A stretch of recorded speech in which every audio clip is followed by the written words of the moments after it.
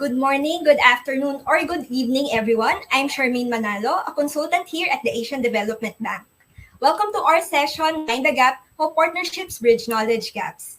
We have an exciting hour ahead of us with panelists from ADB, Asia Pacific Finance and Development Institute, Kuan School of Public Policy, and Tsao Foundation. First, here's some tips for the session. If you have any questions for our panelists, please type them in our session chat box. We might read them out or ask you to join the panelists on stage for the Q&A round. We will have two polls for this event, one to gauge how much everyone knows about knowledge partnerships and another one later on how useful this event was for you. So we'd be grateful if you answer them before leaving the event. We'll guide you later on where to find the poll. And finally, check out our expo to learn more about ADB's knowledge management work. Here's why we engage in knowledge partnerships. They fill gaps in ADB's operations. They're aligned with ADB's long-term corporate strategy or Strategy 2030, which sets the course for ADB to respond effectively to the region's changing needs. Strategy 2030, for example, mentions the need to develop, nurture, expand, and seek knowledge partnerships with bilateral and multilateral partners, think tanks, universities, civil society organizations, foundations, and the private sector. These are the knowledge partnership modalities that ADB monitor and document. They have different scope, funding, timing, and instruments involved. Knowledge partnership agreements, or KPA, are anchored to a project, which means that the length of the partnership depends on the length of the project where it's connected. Meanwhile, development partnerships can only extend up to 7 years. If you want partnership with transfer of funds involved, knowledge partnership agreements would suit your organization better. Finally, organizations can engage with ADB as a development partner through MOUs, MOAs, or LOIs, while knowledge partnership agreements instrument is also called a KPA. And now, let me give the stage to my colleague, Dennis Custodio. Thanks, everyone, and enjoy our session. Thank you, Charm. Good day, everyone. Hope you are all doing well. Let me share with you some numbers. Since 1968, ADB has entered into 305 knowledge partnerships with 252 unique organizations from 49 countries across the globe. These knowledge partnerships cover a range of sectors or themes, including water, environment, governance, and others. We have to date 254 development partnerships, 40 knowledge partnership agreements, and 11 cooperation with NGOs. Next slide, please, Charm.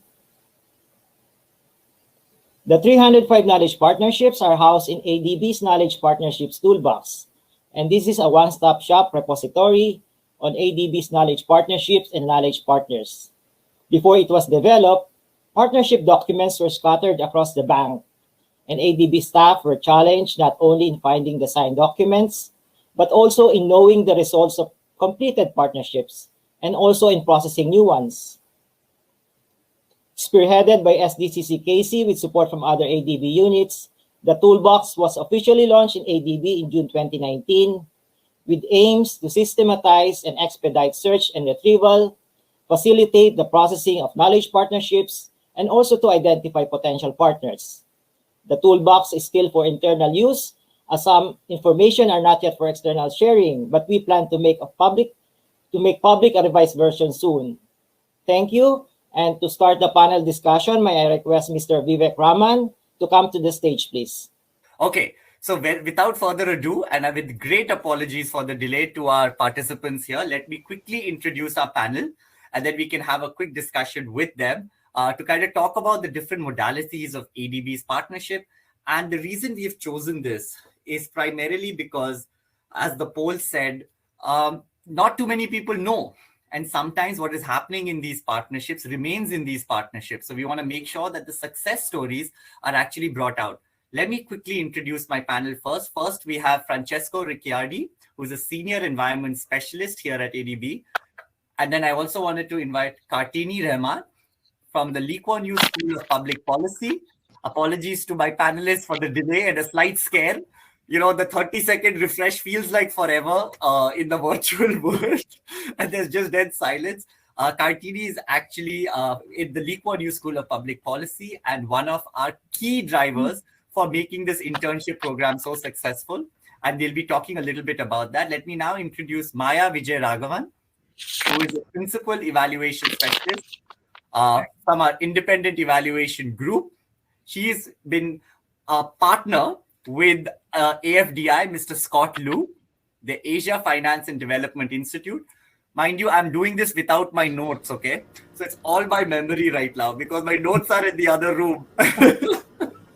And then I want to also invite Mary Ann Tsao, the president of Tsao Foundation, to come on stage, along with Wendy Walker, who is the chief of our social development thematic group here at ADB.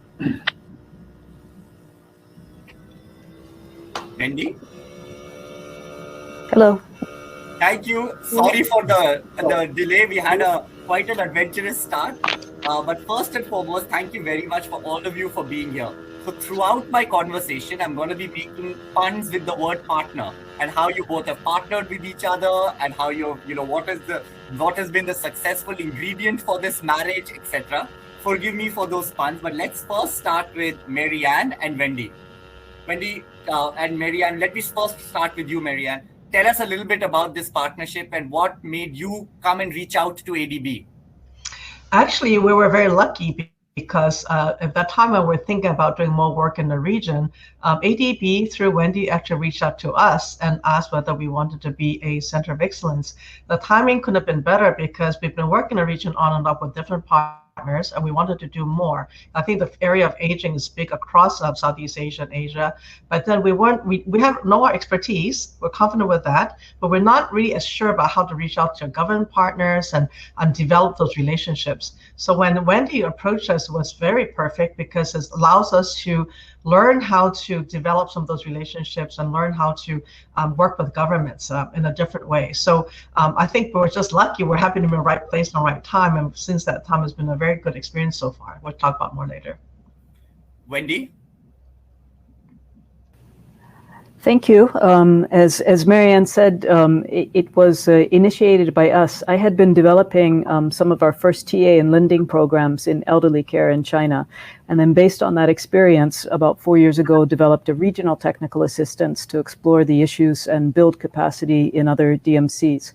As Marianne just said, aging and care are new areas for many DNCs, but also for ADB. So it was clear that we needed to build expert partnerships and tap into global experience. And I decided to develop partnerships with centers of excellence as one of the modalities within that TA. Tsao Foundation is globally known for its community-based elderly care training and education policy work. And Singapore is one of the key countries in the region which has taken the issue of aging front and center with its National Action Plan on Successful Aging. So we developed this KPA to support our collaboration. The primary objective was to learn from them, to help, to get their help in the capacity building. And now we've continued it into a new TA with implementation. So it's been a really unique opportunity to partner with both a practitioner, a foundation, and an NGO in the region. And over these last 4 years, this partnership has really grown and matured in ways we never could have imagined from the beginning, from the initial inputs and guidance in the TA and research to deeper engagement and co-creation and implementation. And one of the most successful parts has actually been in terms of capacity building with DMCs and also with ADB staff based on their deep knowledge and networks in Singapore. So it's given us a chance to look to the future with a country like Singapore and an organization like Tsao Foundation, tap into that expertise and bring it directly into our TA. Thank you. Thank you so much, Wendy. That was a quick and nice summary of how you two found each other. Let's move to our next couple, Maya and Scott. Tell us a little bit, Scott, let's start with you as our guest for the ADB Knowledge Forum. Tell us a little bit about AFDI as well as the partnership with ADB. It's my great pleasure to be invited to attend this very interesting session. AFDI actually, FDI is was upgraded from the FDC, the Asia Pacific Finance and Development Center in 2014, which was originally a regional capacity building initiative established by the Chinese government in the year of 2001 under the APEC Finance Ministers process. And actually we serve as a knowledge exchange platform for the developing economies in the Asia and the Pacific region, where the financial and development knowledge could be shared through trainings, forums, research, and also some degree program delivery. In this sense, I think AFDI and ADB share the common interest in strengthening the capacity building for government officials in ADB's developing member countries. And the FDI and ADB's cooperation or partnership starts actually can be traced back to the year 2007. At that time, in order to strengthen the result-based monitoring and evaluation, and to improve the development performance both in China and also in the region, the Ministry of Finance and ADB, and at that time FDC, and also together with the World Bank, we jointly launched the Shanghai International Program for Development Evaluation Training, as SHIPDET. It is a regional capacity building program on evaluation. After that, we gradually, based on the experience we cooperated with the ADB on SHIPDET, we gradually extend our cooperation with many other ADB departments to jointly organize events and activities to share the knowledge in the field of finance and development. I think I don't have the exact number, but I can say that during the past almost 14 years, we have jointly organized more than 100 activities, and which was attended by nearly 10,000 participants from the region as well as from China. Thank you, Scott.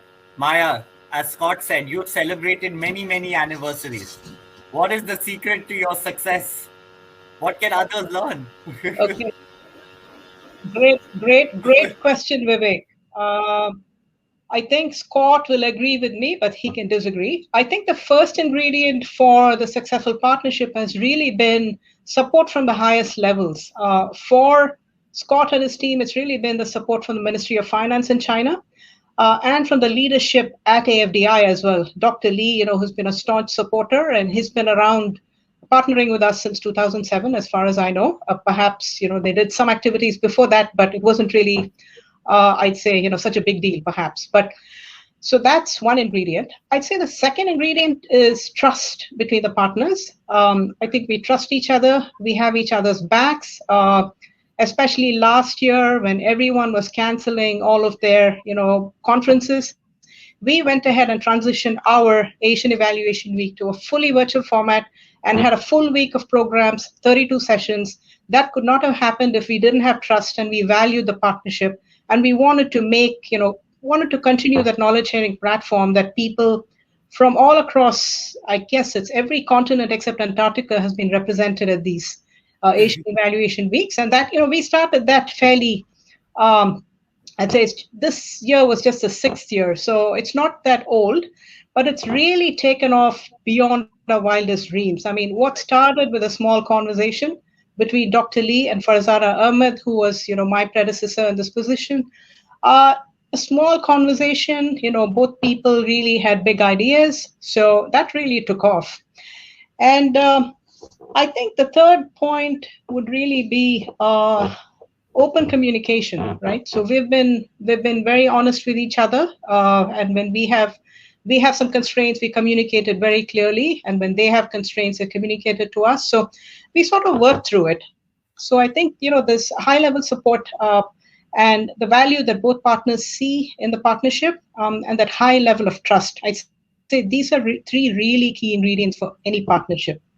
And it's interesting, you said that you guys went virtual before any of us did virtual. We pushed our knowledge forum by a year. So it looks like you guys went ahead before us. So which is like fantastic to know that there is so much trust in that relationship and partnership. Cartini and Francesco, let's come to you. I'm biased towards this partnership because I've benefited with so many students from Lee Kuan Yew who are now part of our team full time almost. And I think it's just been a fantastic collaboration. But I didn't want you to hear it from me. That's why we got Francesco, who's also somebody who's engaged with the School of Public Policy. Kartini, tell me, when you started to think about or conceive this partnership, why did you do it? What was the gap you were filling? You're on mute, Kartini. Just unmute yourself. Oh no. Same problem as me, huh? So you're unmuted? Why don't you refresh and I'll ping to Francesco and I'll come back to you, okay? And so Ashwath, can you just help her? Thanks. Francesco, let's talk about you. Why did you tell us a little bit about the partnership and just one sentence, and then tell us why you decided to hire students to help you?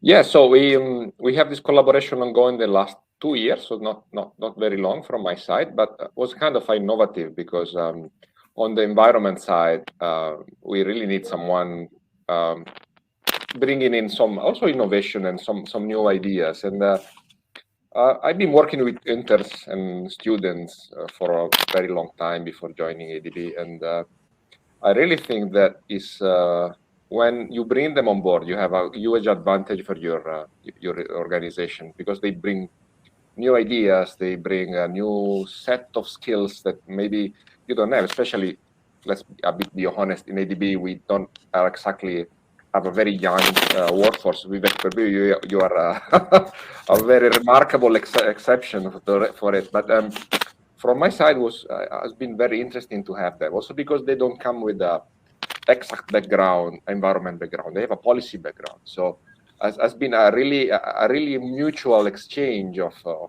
ideas. And I really think that when you have young people joining an organization and start studying something in detail, is really where the magic happens, where you get new ideas, and not where in big high-level fora or where you have these kind of things happening. When you bring bright young people, like people from the Lee Kuan Yew School is coming to us, for us, really be helpful. I can maybe later, if you want, discuss a bit more in detail about this. But yeah, Kartini, thanks.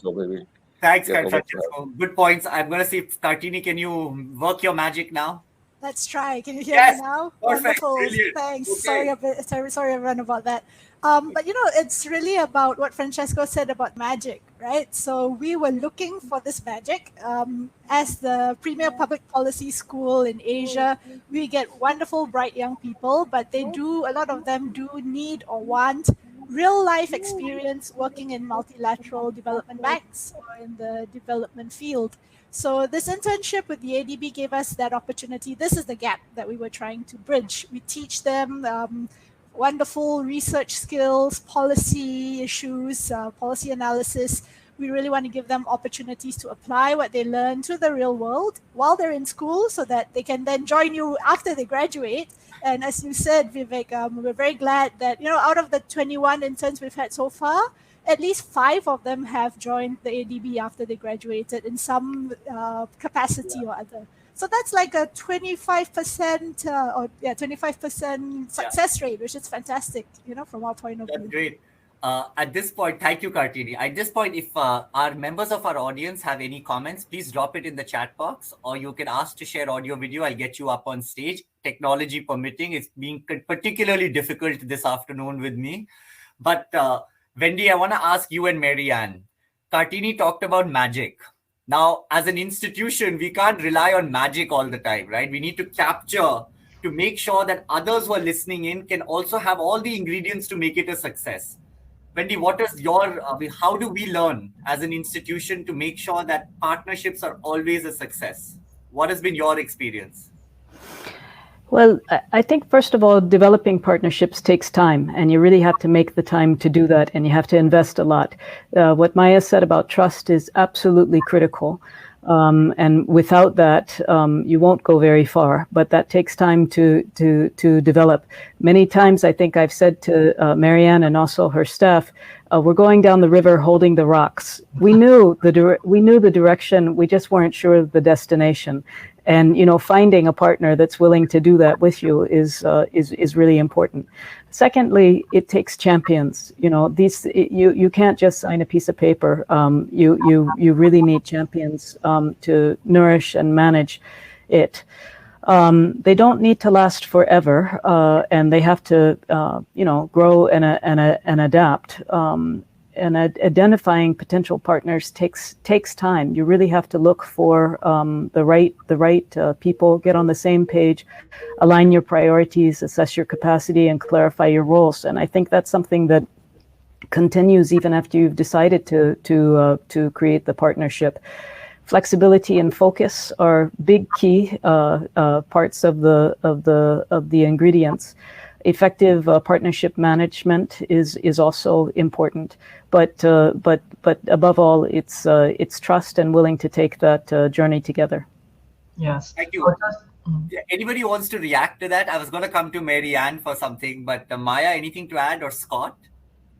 Yeah, I think Wendy's spot on. She just added to what we've already said in terms of trust and the willingness to actually take risks, which I think is what she alluded to, or going down the river holding the rocks. So we've done that with AFDI, and I think it does help if you have matching risk appetites, because if one partner wants to do something and the other is not willing, it's not going to work. So I think, sort of finding that balance. You don't want to jump too far ahead of your partner. You want to take them with you, but you have to make sure that there's willingness to do so on both sides. So, Mary Ann, so let me ask you this. Wendy and Maya are ADB colleagues, so they so much of this that they are saying seems like, oh yeah, it's but so natural, right? But we have in ADB, I think Dennis mentioned it, more than 200 partnerships.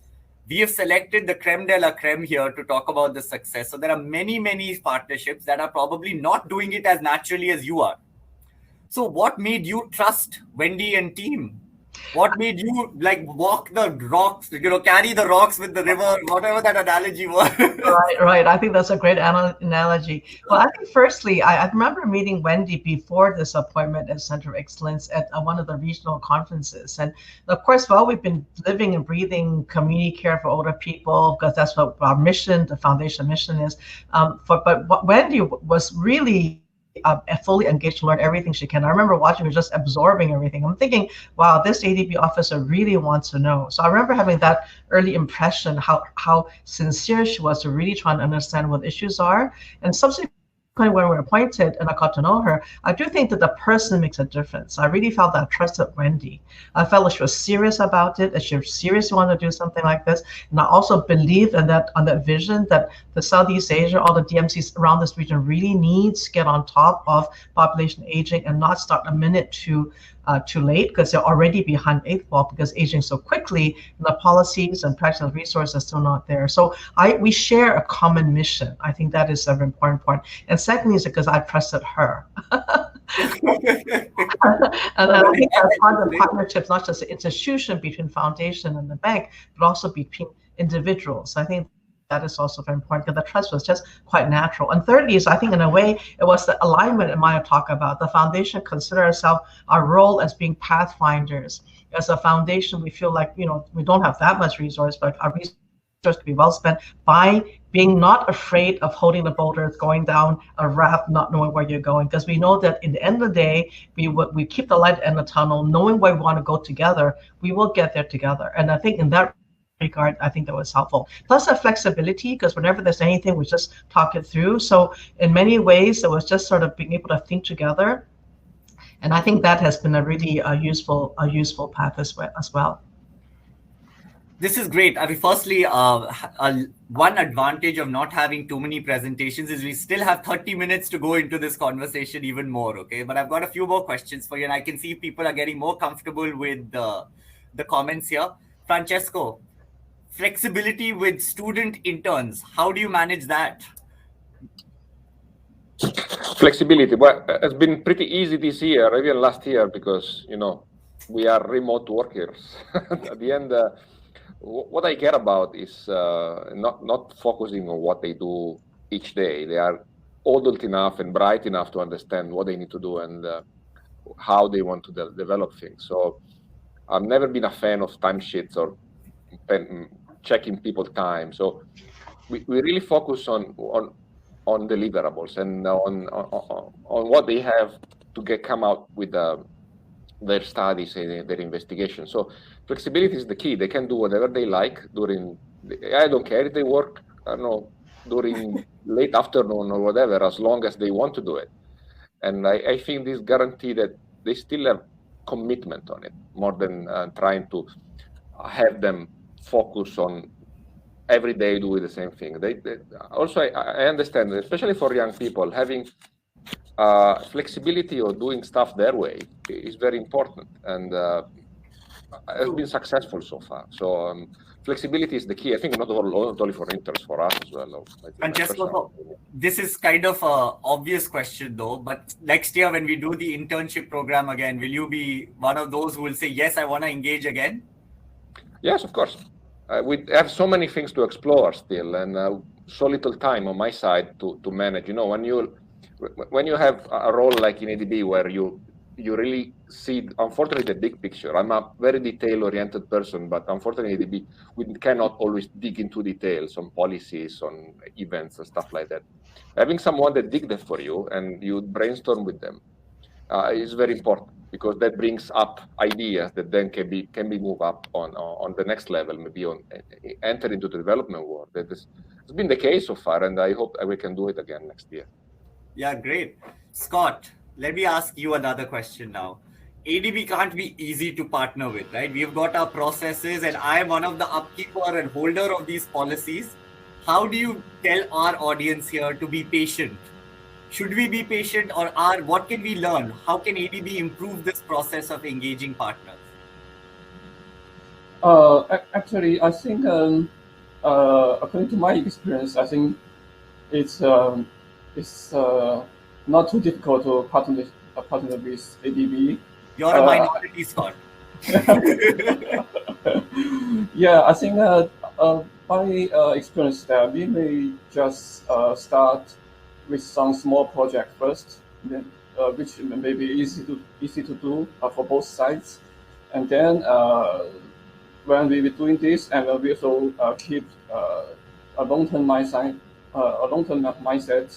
that we can continue this cooperation and then extend it to other areas, and that become a formal partnership.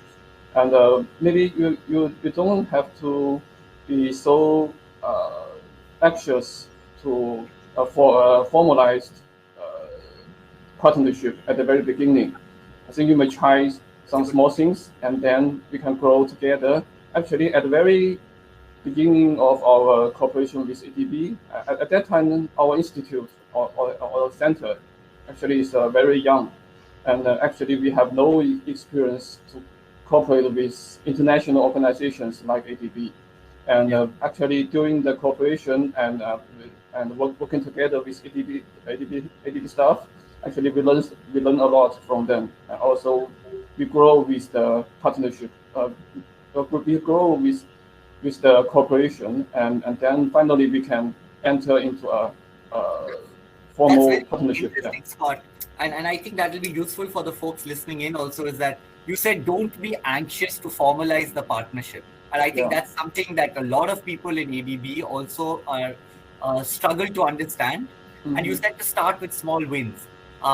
Wendy, any thoughts? Like, good idea, bad idea, let's not get too hung up on a formal partnership?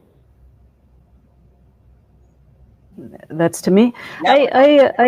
I agree. I mean, I think you need to try many things, and getting to know each other and starting small is a good way to start.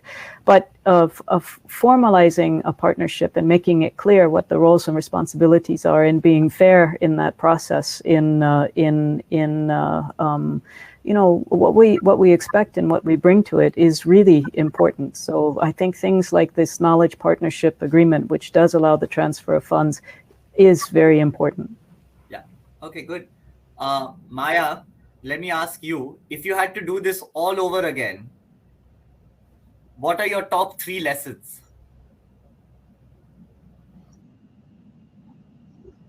So Vivek, I have to be honest. I managed this partnership for a couple of years, 2019, 2020, and a lot of work had already gone in before then. So as Scott mentioned, it started way back in 2007, and we didn't even have a formal partnership until 2019 at the Asian Evaluation Week. We had the formal partnership of a bunch of ADB departments with AFDI.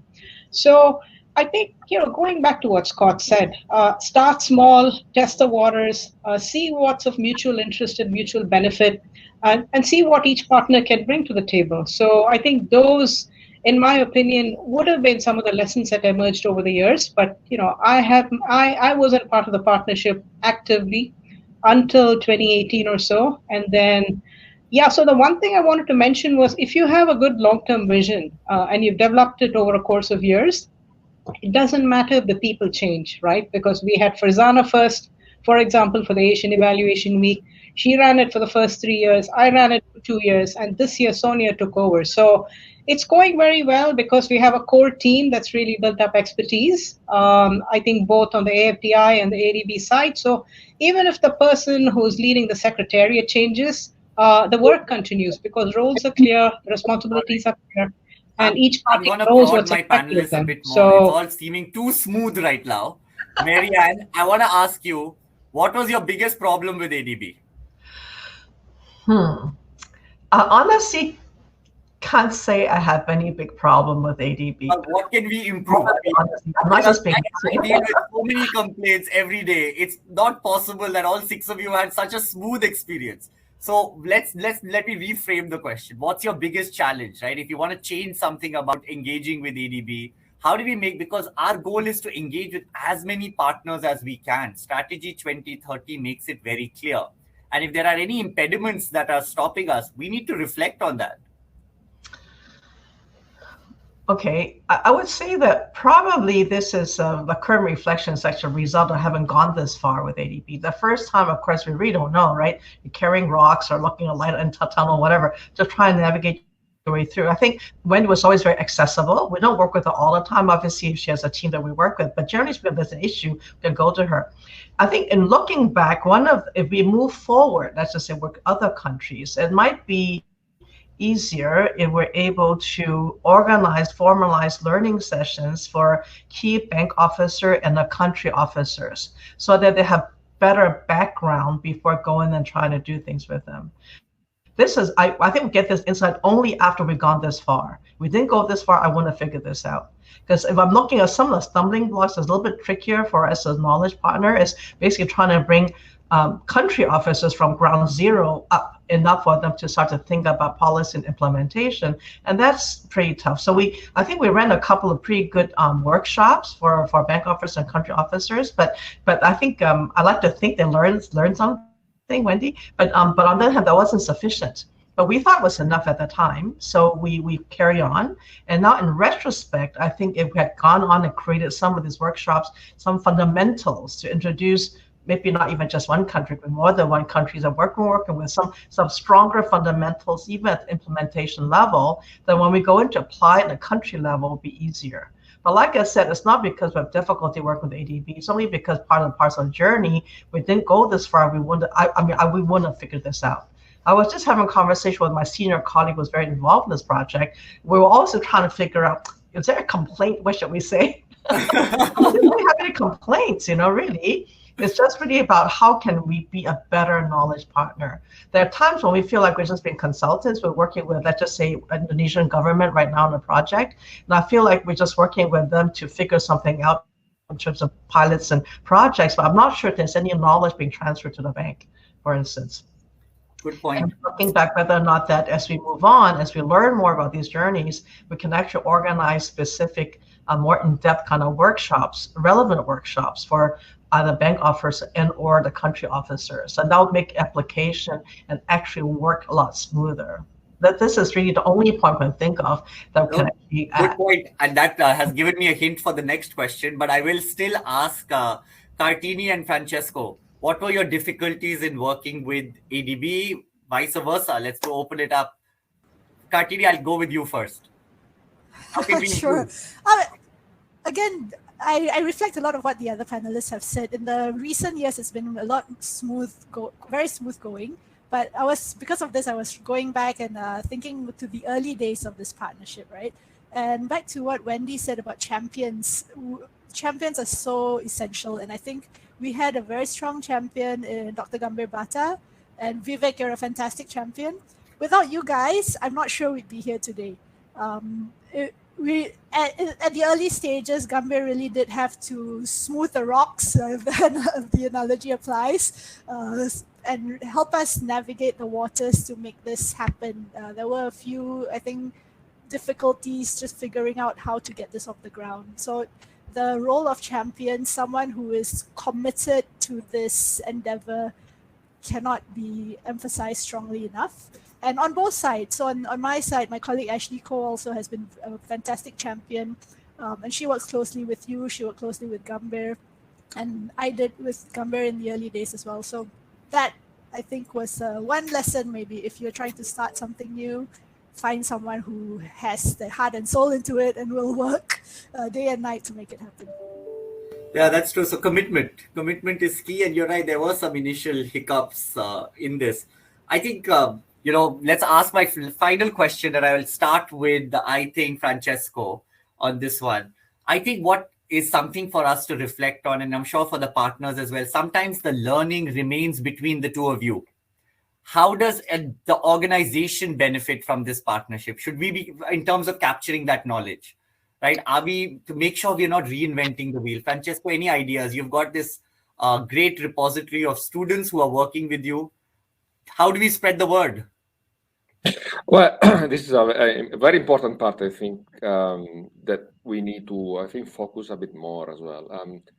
First, let me go back to your first question about what's difficult in our relationship. For me, the most difficult thing is selecting the person. They gave us a good range of very high qualified candidates, and we have to select them based on the CV and maybe on 10 minutes conversation, which is hard. I've been lucky so far, honestly, to find the right person. But maybe we could improve a bit our relationship throughout the years. Maybe inviting someone to ADB to do some workshop and knows the students as well. So the student knows us and we know the student better. So that would improve a bit, the reciprocal knowledge, and will be much easier to select the right candidate for the right job. Going back to your question, what I invite our students is to try to develop something which is spreadable around. We always finish the internship with a presentation, which is normally open to everyone in ADB. And we also try to develop a blog that normally ADB blogs got picked up by many different actors in the region. This is very important. And whenever possible, also try to develop this study in a scientific paper or something that goes inside scientific circles. So the idea that has been developed during the internship can be spread and can be further analyzed around. Of course, it's not easy because it's important from our side try to push this idea out. But I agree, it's very important to try to go out from the partnership itself and amplify the ideas that got developed during this period. Thank you, Francesco. Marianne, since this idea, I got it from you, formalize the learning. What can we do better to make sure that all this knowledge on elderly care is something that's captured by ADB and shared widely outside the two of you? I'm not saying that's what's happening. Yeah. Right. Like I said, this is sort of an afterthought after gone through this far, because this project I work with, the foundation works with ADB, involves several other countries. So, so after having worked with a few of them, it became very clear to us at the foundation that they're asking for the same thing. They want to understand population health. They want to understand how to deal with aging population. They want to understand how to build policy and practice around community-based long-term care for older people, and therefore, and how to evaluate and all that. So that we can actually create some generic foundational training programs that could be beneficial for both bank officers as well as for some of the country officers.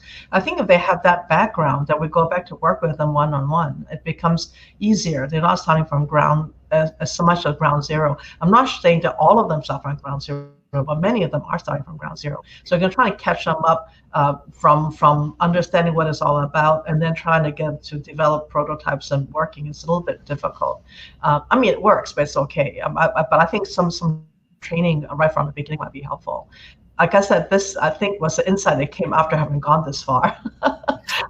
But next lot, maybe, you know, like it might be something to think about when there's other projects with the bank, with other agencies, and really try to maybe right from the beginning, trying to survey what some questions the countries may be asking. They may or may not know, but maybe that's parcel of the diagnostic is actually asking, probing, and see what is this that they're looking for. And in which case, somewhat generic kind of program could be designed for them right from the beginning. That's helpful for both the bank as well as the country, the DMCs, and then start to work with individual companies. I think countries. I think that might work well. This is, like I said, after the fact kind of insight. Some good ideas there, Marianne. I appreciate that. Let me ask Scott. Scott, formalize the learning between you and Maya.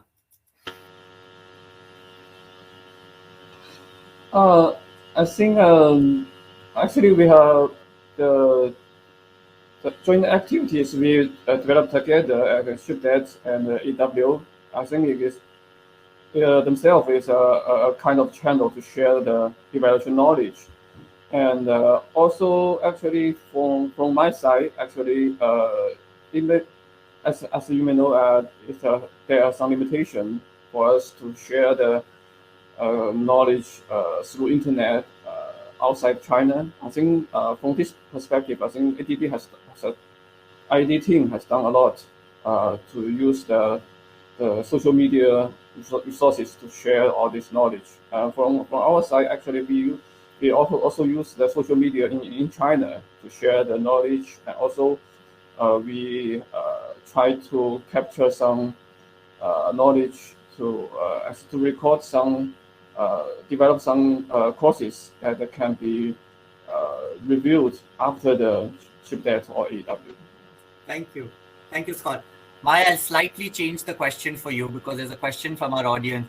How do outsiders know how to engage with ADB? Any thoughts, ideas? Then I'll ask Wendy the same thing. I just heard about the Knowledge Partnerships Toolkit, right? Yep. So the perhaps Toolbox is going public soon, yeah. So that would be a great starting point, just to see what types of partnerships ADB has and, you know, with whom. So the people who are part of those partnerships may be good ones to approach, especially if it's on a topic or a subject that, you know, the other party is interested in partnering with ADB. So that would be a great starting point. And I think the fact that there is a knowledge partnership and there's someone who's actively nurturing it is a good indication that that person, even if they can't join the partnership, may be able to put them in contact with others at ADB who may be appropriate. Yeah. Wendy, let me ask you, how did you find your partner? So what tips for those who are listening in? How do they partner with ADB? Well, I found partners, and including Marianne, at regional fora, you know, conferences and workshops, and really keeping an eye out for who's out there and who's doing interesting things, and get to know them and their work little by little. I think inside of ADB, one of the things that we could do, though, is all of us, Francesco and myself, and you, are in a department where this is our job, is to really look for partners. And Maya also in IED, that's a little bit different than being a project officer, and you know, building partnerships on the ground in the countries where you work takes time, and we don't often have a lot of time because we're very focused on our projects, and maybe some effort to build that space for individuals working at the country level, whether they're in the regional office or not, to go out and to meet and to just go around and meet think tanks and research organizations, foundations, and others that are working in your area. That is a really important activity that we don't necessarily invest enough in all the time to be able to really build these partnerships up on the ground. I know when I was in a regional department, I would have loved to have had a few days at the end of my missions just to do that type of inquiry.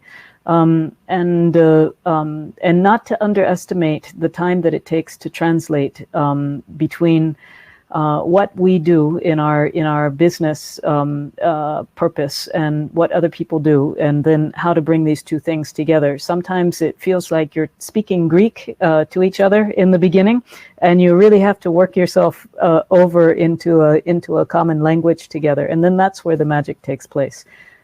Yeah, I agree. And magic is a word that's been used a lot by all of you, actually, which is interesting. But most important, I find patience. Patience might be the key that really works, right? And a willingness to, and an appetite for risk, a willingness to want to engage and hold on and try to work through those problems seems to be what has really created an environment here where it was so hard to get you to criticize one another.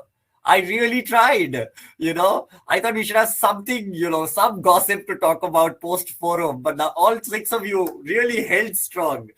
With that, any closing thoughts, anything that I haven't covered here that you'd like to cover or mention here? Let me go one by one. Marianne, anything for you to add for our audience? Well, I guess this project we're still working on it. Got some ways to go still a bit.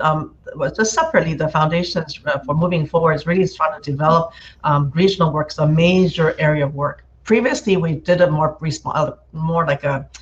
passively. So project comes to us, we'll work on it. So when the ADB project came to us, we're a little bit more focused on it, but moving forward, we'll be much more focused on regional work. So in that regard, it'd be very good for us, if there's any way for us to know what ADB is thinking about. Let's just say I'm in an area of aging from health and social service, for instance. So think of what other project there may be so they can have a chance to think about whether we can from outside reach into ADB and look for projects as well, look for partnerships as well. Because right now it's very much this wonderful partnership and Wendy reaching out to us, so we're kind of responding to that. But we want to do more in the region. Then how can we reach into ADB and figure out who we should go to and about different projects? I think being able to know some of that would be very useful.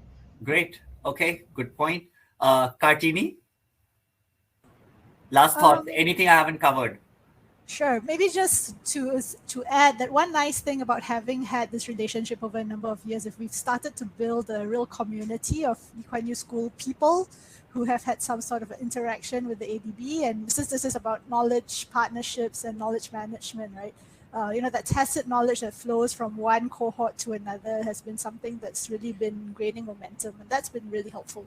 So with every new group of students that we send to you, we try to connect them with the past groups. And I think that connection has been very helpful for everyone and for ADB, I hope.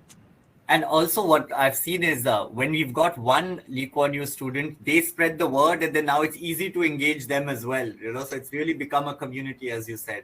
Absolutely. Scott, thank you so much, Kartini. Scott, My pleasure. Last comment. Yeah, I want just to echo Maya's points is that the open communication is quite important for the relationship. I think that it creates like mutual understanding of both sides. And because different organizations and maybe also different countries have different ways of doing things, we can find a balance among us. I think that's the key. Thank you. Maya? I couldn't agree more. And I just want to end with a note that it's worth investing in partnerships. It may seem like a lot of work initially, but it really does pay off. And both parties really have a lot to benefit from investing that time and effort. And patience, I think Wendy touched upon that, and Scott also mentioned that. Patience is really key, because you may try something, it may not work. It doesn't mean you give up. Just keep at it, and it's going to be great. Francesco? Your camera. Sorry, wrong button. Yeah. So I agree with what everyone said, and I want to add something for our ADB colleagues in online or not. I think we need to set aside some time for us to explore what's outside. And we are very focused on what we do every day, but rarely we have time to read or to join that conference that we want to do. And I think it's very important, both for our mental health and also to develop new partnership. And we need to be open to what's happening outside, because it's very important to bring new ideas in. Thank you. Thank you very much, Francesco. Well said. With that, thank you very much. I've got my colleague Jo, who's kindly lent me her laptop for this session. I apologize for the technical issues. Jo just come in and she's got some thank you remarks to say. Vivek, can I just say something? You didn't ask me, so I just. Wendy, of course. I just want to underline how critical I think this partnerships are, and the skills in creating them are for our future. And they can be very catalytic. They can really supercharge learning, and they can also really help to accelerate action. So we must put some more effort in this area. Thanks. Thank you, Wendy. And I agree with you. I think one of the reasons to do this session was also to show that knowledge partnerships is an important part of knowledge work that ADB does. And there's definite room for improvement here from us. But also, how do we encourage this, make sure more people understand knowledge partnerships within, internally and externally, that this is a whole modality to engage with us on. With that, thank you very much. I apologize for the technical glitch on my end. You guys were very patient with me. And thank you for all the time that you spent with just talking to us and explaining so much about the knowledge partnership that all 6 of you are running. With that, I'll hand it to my colleague, Jo. Jo? Thank you, Vivek. Thank you. I'll be right here.